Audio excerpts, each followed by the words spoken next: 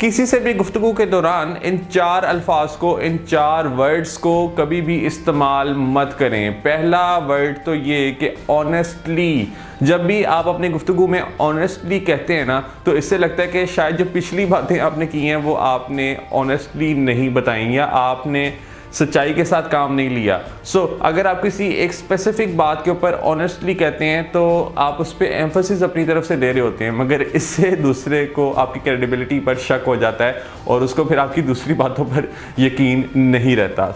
Honestly कहना आज से बंद कर दीजिए। सेकंड वर्ड ये कि अगर आप बात बात पे ये कहेंगे कि आई थिंक या मेरा ख्याल है कि ऐसा है, तो इससे भी आप अपनी क्रेडिबिलिटी ख़त्म कर रहे हैं, क्योंकि इससे लगता है कि आपकी कोई रिसर्च ही नहीं है, यानी आप किसी चीज़ के बारे में भी श्योर नहीं है। तो दूसरा शख्स फिर आपकी क्रेडिबिलिटी पर डाउट करना स्टार्ट कर देता है कि मैं इसकी बात पर कैसे यकीन करूँ, ये तो अपनी बात पर ही श्योर नहीं है। तो कोशिश करें कि जब भी किसी से मुलाकात हो तो वही बात करें कि जिसके हवाले से आप पूरी तरह से श्योर हैं।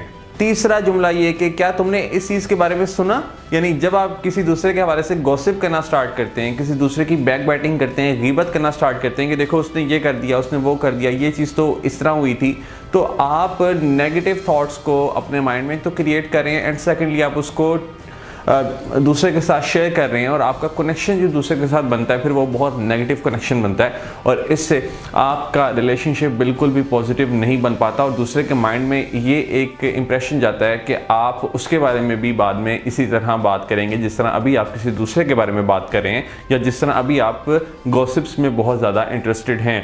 तो कोई भी समझदार इंसान उस शख्स के करीब नहीं होता जो कि गॉसिप्स में बहुत ज़्यादा इंटरेस्ट लेता है। चौथा वर्ड ये कि आई, यानी मैं, यानी जब आप बहुत ज़्यादा मैं कर रहे होंगे ना कि मैंने ये कर दिया, मैंने वो कर दिया, ये मैंने वैसा किया, तो मैं से भी दूसरा शख्स बहुत ज़्यादा इरिटेट हो जाता है। उसको इंटरेस्ट बाज़-औक़ात नहीं होता आपकी लाइफ में आपने क्या किया क्या नहीं किया, क्योंकि वो तो आपसे अपनी बात करना चाह रहा होता है या आपकी किसी चीज़ के हवाले से राय जानना चाह रहा होता है। तो अगर आप अपने बारे में ही बात करते रहेंगे तो दूसरा कभी भी आपके करीब नहीं होगा। तो इसीलिए कहते हैं कि 80-20 रूल को हमेशा याद रखें, यानी 80% आप किसी दूसरे की बात सुनें और सिर्फ 20% आप अपनी बात कन्वे करें। इसी वजह से हमारे पास एक ज़ुबान है और 2 कान है, यानी हमने ज़्यादा बात सुननी है और थोड़ा बोलना है। इससे भी आप अपने रिलेशनशिप को मजबूत कर पाएंगे।